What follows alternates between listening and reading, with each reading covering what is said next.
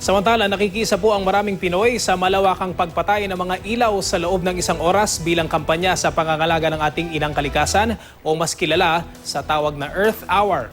May live report si Isay Reyes. Isay?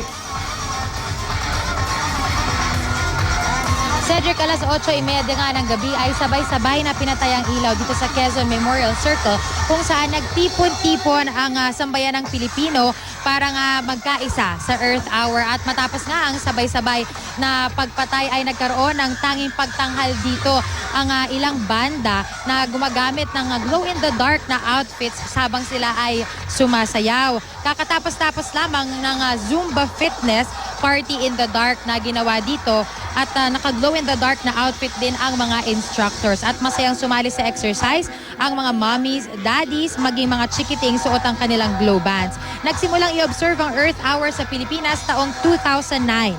Tayo ang unang bansa sa Southeast Asia na nakilahok dito. Ngayong taon mula 8:30 hanggang 9:30 ng gabi ay hinihikayat ang lahat na magpatay ng kanilang ilaw o anumang gamit na nangangailangan ng kuryente bilang kampanya sa pag-aalaga kay inang kalikasan. Maging ang GMA Network nakiisa rin sa Earth Hour. At Cedric, sa mga oras na ito ay meron pang isa na namang tanging pagtatanghal na nagaganap sa ating likuran kung saan may dalawang dancers dito na nakasuot ng glow-in-the-dark outfit. Umiilaw yung kanilang outfit, parang nakadikit yung ilaw mismo.